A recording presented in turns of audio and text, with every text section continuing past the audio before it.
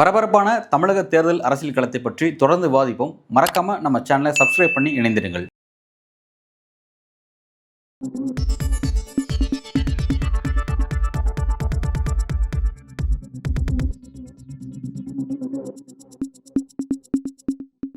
வணக்கம்.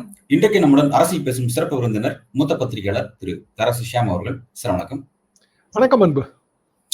பாமகவுக்குள்ள மருத்துவர் அன்புமணிக்கும் மருத்துவர் ராமதாஸுக்கும் இடையிலான அந்த முரண்பாடு அப்படிங்கிறது ஒரு சீரியஸான கட்டத்தை நோக்கி நகர்ந்து வந்துச்சு. பட் ஒரு கட்டத்துல முடிஞ்சிரும், எலெக்ஷன் காலகட்டமா இருக்கு, முடிஞ்சிரும், சரியாயிடுன்னு பார்த்தோம். பட் ஒரு சீரியஸான இடத்துக்கு போய் முடிஞ்சிருக்கு.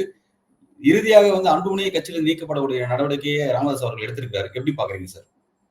எனக்கு கொஞ்சம் வருத்தமா தான் இருக்கு. ஏன்னா பாட்டாளி மக்கள் கட்சி தூக்கோடால பேசினவன் நான் 1989 சென்னை சீரணி அரங்கம். சீரணி அரங்கத்தெல்லாம் அப்புறம் இடிச்சு விட்டாங்க. ஒரு காலத்துல ரொம்ப சீப்பான வாடகைக்கு நூல் வெளியீட்டு விழாலாம் அங்கதாங்க நடத்தலாம். கடற்கரையிலேயே அருமையான இடம், காத்தோட்டமா உட்காந்துருக்கலாம். அதெல்லாம் ஜெயலலிதா காலத்துல இடிச்சுட்டாங்க. அது அண்ணா காலத்துல கொண்டு வரப்பட்ட சீரணி தொண்டர்கள் உழைப்பால் கட்டப்பட்டது, வரலாற்று சின்னம். சரி, அது ஒரு புறம் இருக்க, பெரிய ஒரு ஊர்வலம் வச்சு லட்சக்கணக்கானோர் திரண்டிருந்தாங்க. அதெல்லாம் டாக்டரோட உழைப்பெல்லாம் நம்ம குறைச்சு மதிப்பிட முடியாது. 85 தராசு பத்திரிகையில் அவர் எங்கள் போராட்டம் எதற்காக, அதுதான் அவரோட கட்டுரை தொடர். அப்பதான் அந்த வன்னியர் பிரச்சனை, சமூக நீதி, இடஒதுக்கீடு எல்லாம் தெரிஞ்சுக்கிட்டது அப்பதாங்க. பத்திரிகையாளர்களுக்கு தெரியுமே தவிர பொது வழிக்கு தெரியப்படுத்தினது டாக்டர் ராமதாஸ். அதான் ஆரம்ப கட்ட படி. வன்னியர் இனத்தின் ஐக்கான் டாக்டர் ராமதாஸ் தான், அன்புமணி கிடையாது. அவர் அந்த இடத்தோட இளைஞர்கள் தலைவராக வேணா இருக்கலாமே தவிர, வன்னியர் இனத்தோட மூத்த முன்னோடிகள் அவங்க டாக்டரை தான் மதிக்கிறாங்க. எனக்கு பர்சனலா எப்படின்னா, நான் இப்போ கொஞ்சம் உடல் பருமனா இருப்பேன். டாக்டர் தான் ரொம்ப அட்வைஸ் பண்ணாரு. என்ன இப்படி இருக்கீங்க நீங்க, உங்களுக்கு எல்லாம் ஒரு வெற்றி கிடைக்கிறதுக்கே, ரொம்ப எளிய பின்புலத்துல இருந்து வந்திருக்கீங்க, கிராமத்தாளு, வெற்றி கிடைக்கிறதுக்கே எத்தனையோ வருஷம் ஆகும்.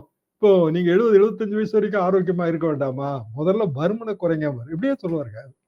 நம்ம எதுவும் நினைச்சுக்கோமோன்னா அவர் நினைக்க மாட்டாரு. அது ஒரு மூத்த சகோதர அறிவுரை. அப்புறம் நான் சீரியஸா அதுக்கப்புறம் அதை எடுத்துக்கிட்டு உடல் பருமனை எல்லாம் குறைச்சு இன்னைக்கு கட்டுக்கோப்பான உடல் எடையோட இருக்கேன், ஆரோக்கியத்தோட இருக்கேன். நிச்சயமா டாக்டர் ராமதாஸ் தான் அதுக்கு காரணம். எத்தனையோ கூட்டங்கள் அவரோட அந்த காலகட்டத்தில் முரசொலி அடியார் நடத்துற கூட்டங்கள். அப்புறம் நான் தினப்புரட்சின்னு ஒரு டெய்லி பத்திரிகை டைட்டில் வச்சிருந்தேன். டாக்டர் கேட்டாரு நாங்க நடத்தணும் அப்படின்னு. சரின்னு சொல்லி அதை நான் இலவசமாவே விட்டு கொடுத்தேன். இப்படி பெரிய நல்லுறவு இருந்தது. சேத்தியா தோப்பு இங்கெல்லாம் போய் சமூக நீதி கூட்டங்கள்லாம் பேசுவோம். அப்புறம் காலப்போக்கில் அது மாறிடுச்சு. 96 தேர்தலப்ப சர்வே போட்டு திமுக தான் ஆட்சிக்கு வரும்னு சொல்லும் போது டாக்டர் போன் பண்ணாரு. என்ன நீங்க நாங்கெல்லாம் ரொம்ப கஷ்டப்பட்டு, வாழப்பாடி ராமமூர்த்தியும் டாக்டரும் அப்போ கூட்டணி, திவாரி காங்கிரஸ், ரொம்ப கஷ்டப்பட்டு வெயில்ல ஊர் ஊரா அலையிறோம், கிராமம் கிராமமா. டாக்டர் சொல்ற சரிங்க, கிராமம் கிராமமா அலைஞ்சது அவர் தான், நீங்க பாட்டுக்கு சர்வேல திமுக ஆட்சிக்கு வரும்னு சொல்றீங்க. அது அப்படிதாங்க டாக்டர், எங்க சர்வே வருதுன்னா. இல்ல அது தவறான சர்வேன்னாரு. பட் 4 இடம் ஜெயிச்சாங்க சேத்தியா தோப்பு. பாமக பிளவு, ஆரம்ப கட்ட பிளவு பண்ருட்டி ராமச்சந்திரன் கொண்டு வந்தாங்க 1993. 91 அவர் தான் ஒரே எம்எல்ஏ. யானை மேல உட்கார வச்சு அவரை ஊர்வலமா கூப்பிட்டு வந்தாங்க.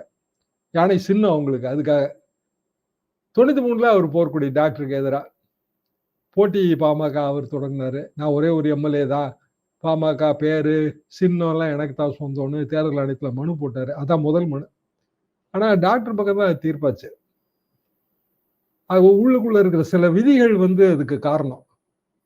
அப்புறம் பண்ருட்டியார் பாமகல இருந்து போனாரு. பல மாறுதல்கள், அதிமுகவுக்கே திரும்பி வந்தார். கடைசியில் தேமுதிக போயிட்டு, அப்புறம் தீரன் அதே முயற்சி, தீரன் பாமக தனி கட்சி அவர் தொடங்கி நடத்தினாரு. இப்ப டாக்டர் என்ன சொல்றாருன்னா, அன்புமணியை தனி கட்சி தொடங்கி நடத்துங்க, அன்புமணி பாமகன்னு கொண்டாங்கன்றாரு. அன்புமணி அப்படி செய்ய மாட்டாரு. ஏன்னா தேர்தல் அவர்கிட்ட எம்எல்ஏக்கள் கிட்டத்தட்ட பாதிக்கு பாதி அவருக்கு ஆதரவா இருக்காங்க. அப்படின்னா அவர் தேர்தல் ஆணையத்துக்கு போவாரு. ஃபைட் இப்போதைக்கு இது தீரப்போவது இல்லை. தேர்தலுக்கு முன்கூட்டி எல்லாம் தீர்றதுக்கான வழி இல்லை. நடுவில் டாக்டரோட பர்சனல் லைஃப் ரொம்ப அன்புமணி ஆதரவாளர்கள் எல்லா இணையதளத்துல எல்லாம் ரொம்ப கிரிட்டிசைஸ் பண்ணதுலயே அவர் ரொம்ப மனம் புண்பட்டிருப்பாரு. அதுல ஒன்றும் சந்தேகமே இல்லை. எங்க காலத்துல அன்புமணியை ஒரு சிறு பையனா பார்த்த ஏதோ ஒரு மங்கின நினைவு தான் எனக்கு இருக்கு. ஏன்னா அவரு 5வது வகுப்புலயோ 6வது வகுப்புலயோ ஏற்காடு கான்வென்ட் ஸ்கூலுக்கு போயிட்டாரு. அதனால பெரிய அளவுக்கு எனக்கு அது ஞாபகம் இல்லை. ஏன்னா நான் 85, 86 அந்த காலகட்டம் தான் அங்க அடிக்கடி போயிட்டு இருப்பேன். அதுல எனக்கு பெரிய ஞாபகங்கள் இல்லை. பிற்காலகட்டத்துல சௌமியா அவர்கள் இங்க லயோலா காலேஜ்ல ஒரு பெரிய கான்ஃபரன்ஸ், ஃபாதர் ராஜரத்னம்னு நீங்க அவர் பேர் அடிக்கடி கேள்விப்படுவீங்க. அவர் தான் வந்து சர்வேக்கெல்லாம் எடுத்து அப்பப்ப இது பண்ணிட்டே இருப்பாரு. அப்போ அவர் வந்து விஸ்காம் துறையோட தலைவர். அவரு வந்து ஒரு 3 நாள் கான்ஃபரன்ஸ் நடத்தினாரு. கடைசி நாள் நடராஜன் எல்லாம் வந்தாரு. சௌமியா அவர்கள், நான் எல்லாம் ஒரு குழுவில் இருந்தோம். அந்த கான்ஃபரன்ஸ் ஆர்கனைசேஷன் குழுவில், வீடியோ கான்ஃபரன்ஸ். அப்போ ரொம்ப நெருங்கின பழக்கம். இப்போ இதெல்லாம் தாண்டி பாமக வந்து ஒரு திரும்ப முடியாத ஒரு முட்டு சந்தில போய் சிக்கிருச்சுன்னு தான் நான் நினைக்கிறேன்.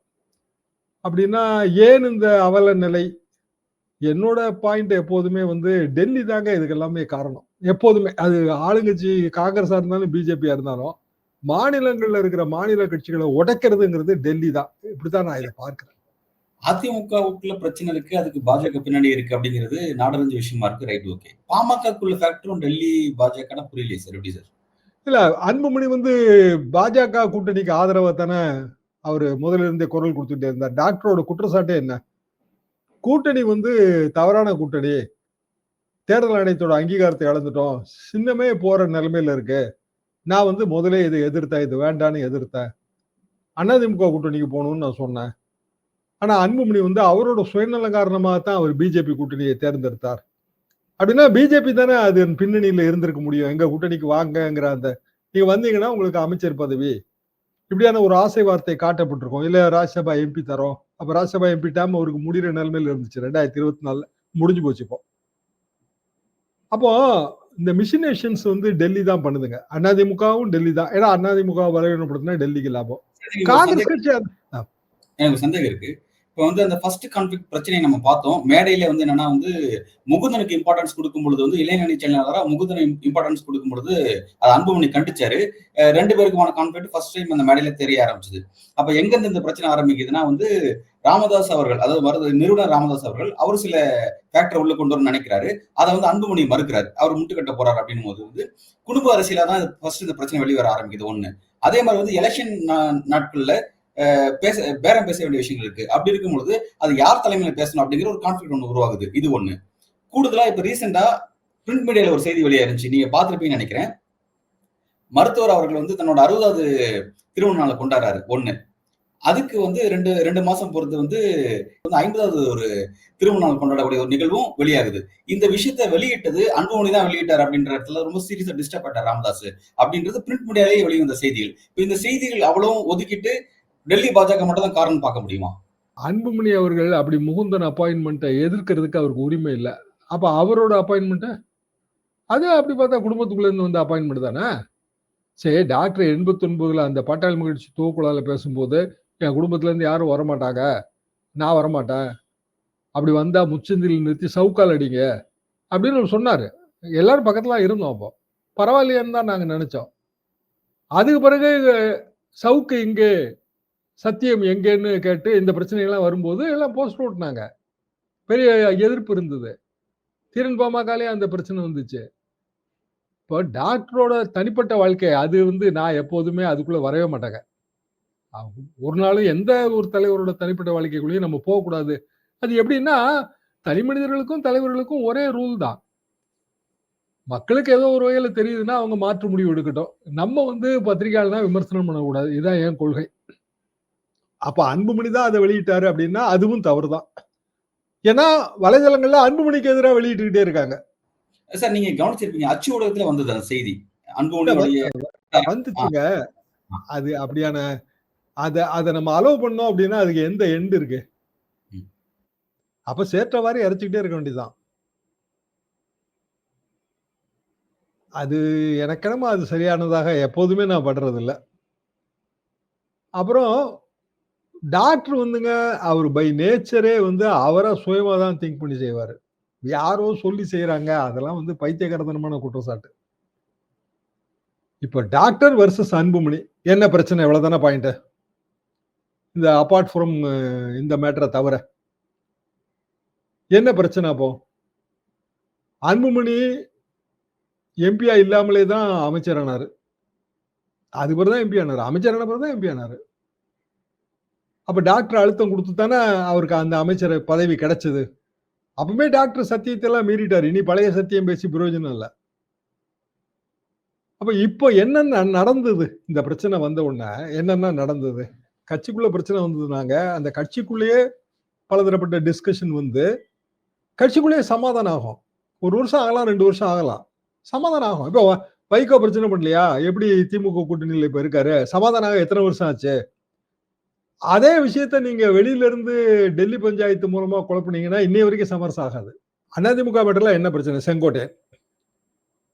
அப்போ செங்கோட்டையன் வந்து எடப்பாடி பழனிசாமி அவர் நடவடிக்கை எடுக்கப்பட்டவர். அதுக்கு பிறகு டெல்லி கூப்பிட்டு அவருக்கு கூப்பிட்டு பேசக்கூடாதுல்ல. அன்புமணி மட்டும் அதான் நடந்துச்சு. பிரச்சனை ஓடிட்டு இருந்ததுங்க பெரியவருக்கும் சின்னவருக்கும் இடையில. எதுக்கு குருமூர்த்தி அனுப்பணும்? குருமூர்த்திக்கு என்னங்க ரோல் இருக்கு அதுல? கூட சைதரசுவாமி போறாரு. என்ன ரோல் இருக்கு அவங்களுக்கு? சரி, அது அவங்க பிரச்சனையா இருந்தா அவங்களுக்குள்ளே பேசி முடிவு எடுப்பாங்க. என்ன காரணம்னா ஒரு பெரிய பவர்ஃபுல் கம்யூனிட்டி பேக்கிங் இருக்கு. கம்யூனிட்டில எல்டர்ஸ் இருப்பாங்க. அவங்க கூப்பிட்டு பேசுவாங்கல்ல. டாக்டருக்கு எல்டர் இருப்பாங்க அங்க. டாக்டரோட சமகாலத்துல தோளோடு தோள் நின்று பணியாற்றியவர்கள். ஆனா அரசியலுக்குள்ள வரமாட்டாங்க அவங்க. நிறைய பேர் எனக்கே தெரியுங்க பர்சனலா. என்னையும் அவங்களுக்கு தெரியும். அப்போ அது தானே செட்டில் ஆகிறதுக்கு விடாம டெல்லி குழப்பறதுனால தானங்க இந்த பிரச்சனை வருது. சரி, அதிமுக மேட்டர்ல ஆரம்ப காலத்துல ஜெயலலிதாவை குழப்பினதும் அப்படிதாங்க. சரி, இதுல ஒரு டவுட் ஒண்ணு. இப்ப இதுல வந்து அன்புமணி என்ன சொல்றாருன்னா, இந்த குழப்பத்துக்கு காரணம் திமுகன்னு ஒரு விமர்சனத்தை திமுக மீது வைக்கிறார் ஒண்ணு. இன்னொன்னு, இப்ப நீங்க சொல்ல மாதிரி டெல்லி பாஜக இருந்தா, டெல்லி பாஜகவுக்கு இதனால என்ன கெயின் இருக்கு? தன்னுடைய பங்காளி தான் அவங்க, கூட்டணி பங்காளிகள் தான் அவங்க. என்டிஏக்குள்ள அவங்க இருக்க அவங்கள உடைக்கிற அந்த இது புரியறதுக்கு உங்களுக்கு வந்து ஒரு 50-40 வருட நேரடி அரசியல் அனுபவம் வேணும். என்ன காரணம்னா, டெல்லி காங்கிரஸ் ஏன் அதிமுக ஆரம்பத்துல குழப்புச்சு 1988ல? டெல்லின்னு வச்சுக்கோங்க, பிஜேபி காங்கிரஸை விட்டுருங்க. ஒரு மாநிலத்துல அவங்களுக்கு வந்து ரொம்ப காலமா ஆட்சியில இல்ல, மாநிலத்தை பிடிக்க முடியல அப்படின்னா அதுக்கு என்ன வழின்னு பார்ப்பாங்களா, பார்க்க மாட்டாங்களா? அப்படியே ஒதுங்கி இருந்துருவாங்களா? காங்கிரஸுக்கு அப்படி என்ன இருந்துச்சுங்க? 67ல காங்கிரஸ் ஆட்சி இழந்தது. 87ல எம்ஜிஆர் அவர்கள் மறைவு. மறைவுக்கு முன்னாடி என்ன நடந்தது? ஜெயலலிதா புறக்கணிப்பு. புறக்கணிச்ச உடனே எம்ஜிஆர் அறிக்கை விட்டு ஜெயலலிதாவை வந்து யாரும் தொடர்பு வச்சுக்க கூடாதுன்னு அறிக்கை விட்டாரு அண்ணால. என்ன சொல்லி அறிக்கை விட்டாரு? என்னை மீறி டெல்லியோடு வந்து இவர் வந்து ஆலோசனையில் ஈடுபடுகிறார். அப்படியே தான் சொன்னாருங்க. இப்படியே 87 எம்ஜிஆர் மரணம். 88 அதிமுக உடைஞ்சது. எப்படி உடைஞ்சது? ஜானகி அம்மா அமைச்சரவைக்கு ஆதரவு தருவேன்னு சொன்னதுனால தானே அவங்க மைனாரிட்டி கவர்மெண்ட் அமைச்சாங்க. காங்கிரஸ் ஏன் ஆதரவு வாபஸ் வாங்குச்சு? மூப்பனாரை வந்து முதலமைச்சராக்கி தனி ஆவர்த்தனம் பண்ணலாங்கிறதாங்க. சரி, அதை நான் தப்புன்னு கூட சொல்லல. தேசிய கட்சிகள் ஒரு மாநிலத்துக்குள்ள தங்களோட ஆட்சியை கொண்டு வரணும்னு நினைத்தா என்ன ரூட் எடுக்க முடியும் சொல்லுங்களேன்? என்ன ரூட் எடுக்க முடியும்? மாநிலத்துல எது பலமா இருக்கோ அதை உடைச்சா தானே. அப்ப யாரெல்லாம் பலமா இருக்காங்க? பாமக எப்படி இருக்கு? பாமகல வந்து டாக்டர் மாற்று கருத்து வைக்கிறாரு. இப்படியே விட்டோம் அப்படின்னா பிஜேபி கூட்டணிக்குள்ள அவங்க வரமாட்டாங்க. இப்ப இது டாக்டர் ரூட்லயே நகர்ந்திருந்துன்னு வைங்க. அன்புமணி எந்த விதம் செயல் தலைவர் பதவியை அன்புமணி ஒத்துக்கிட்டாரு, அப்படியே போயிட்டாரு. யாருக்கு நஷ்டம் வரும்? பிஜேபி தானே வரும். டாக்டர் வரமாட்டார்களா அந்த அன்னைக்கு? இப்ப டாக்டர் என்ன சொல்றாரு? கங்கை கொண்ட சோழபுரத்தில் பிரதமர் பேசினார், தந்தை மகனுக்கு ஆற்றும் உதவி, இதெல்லாம் திருப்பி பிரதமர்கிட்டே போறாரு. நான் நினைச்சிருந்தா இந்தியாவோட ஜனாதிபதி ஆயிருப்பேன். ஆமா சார், இன்னைக்கு கவனிச்சு. ஆமா, அதாவது அன்புமணியும் இப்ப 2 ஃபேக்டரா பிரிஞ்சாலும் 2 பேருமே பாஜக ஆதரவு நிலைப்பாடு தான் சார் எடுக்கிறாங்க. ஒருத்தர் மாறி ஆப்போசிட் நிலைப்பாடு யாரும் எடுக்கலையே. அவங்களுக்கு வந்து பாஜக பயணிக்கிறதுல எதுவும் சிக்கல் இருக்க மாதிரி தெரியலையே சார் 2 பேருக்கும். ஆரம்பத்துல டாக்டர் என்ன சொன்னாரு? கூட்டணி சொன்னார், பேசினாரு. நான் வேண்டாம்னு சொன்னா அவர் அந்த அன்னைக்கு போனார். அது பாஜகவுக்கு ஆதரவான நிலைப்பாடா எதிர்ப்பான நிலைப்பாடா 2026 தேர்தலுக்கு? ஆனா அதான் எதிர்ப்பான நிலைப்பாடு தான். இப்ப ஏன் வந்து திருப்பி கங்கை கொண்ட சோழபுரத்தை சொல்றாரு?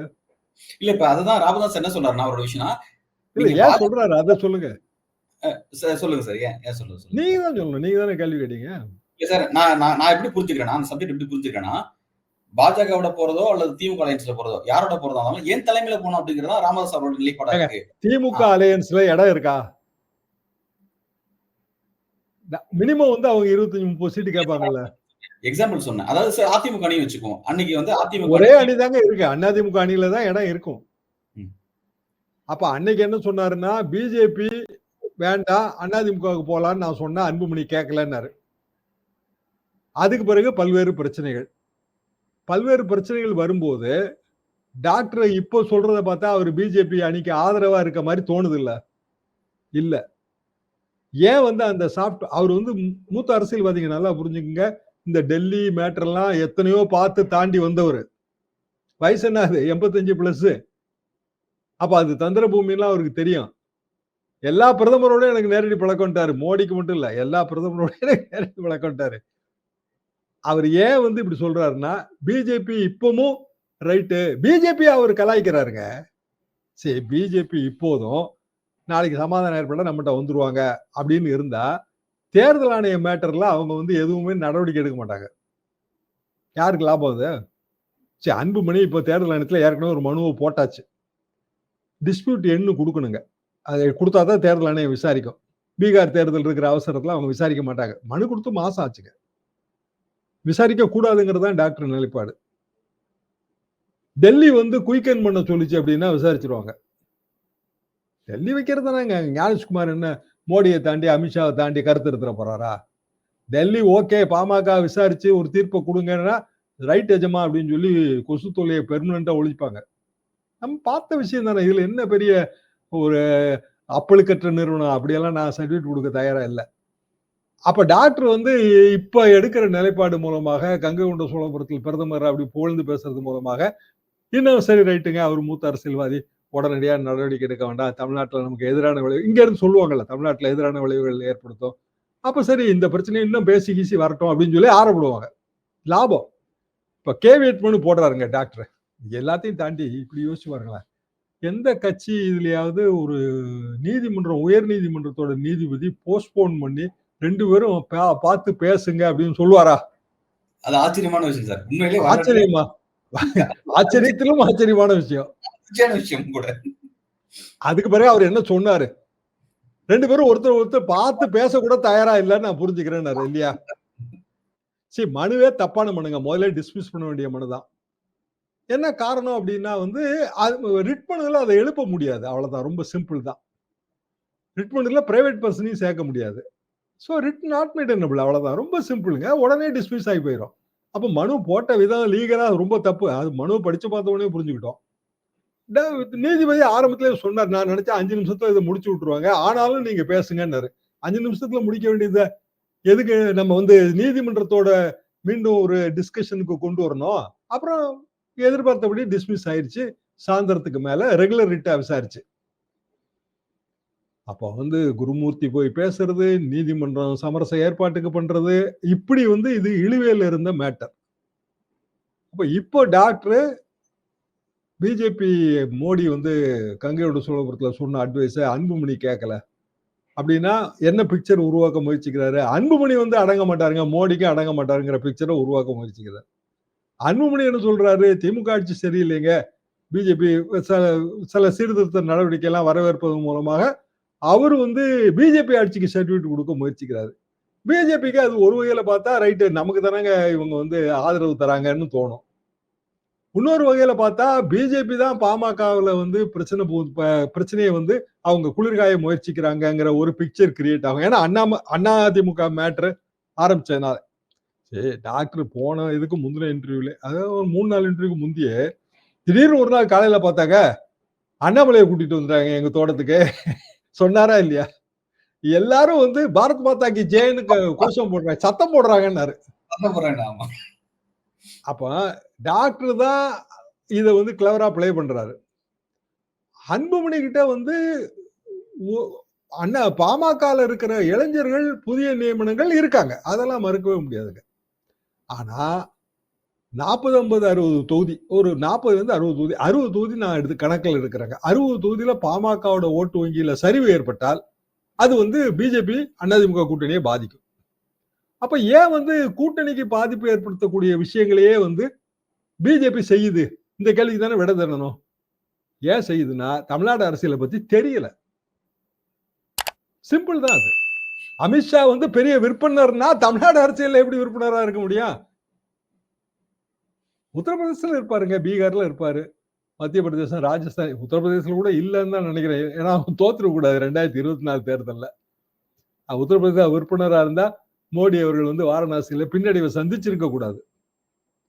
ஸோ எல்லாரும் வர்ணிக்கிற மாதிரி அவர் வந்து மிகப்பெரிய சாணக்கியர், அரசியல் விற்பனர், அப்படி நான் அப்படியெல்லாம் பார்க்கலைங்க. தமிழ்நாடை பொறுத்த வரைக்கும் நமக்கு தெரிஞ்ச தமிழ்நாடு பாலிடிக்ஸ் தான். தமிழ்நாடை பொறுத்த வரைக்கும் அவரோட வியூகங்கள் எல்லாமே எதிர்மறை விளைவுகளை தான் ஏற்படுத்தும். பல்வேறு கேள்விக்கு ரொம்ப ஆழமா உங்களை கருத்துல வணங்கியிருக்கீங்க. மிக்க நன்றி சார்.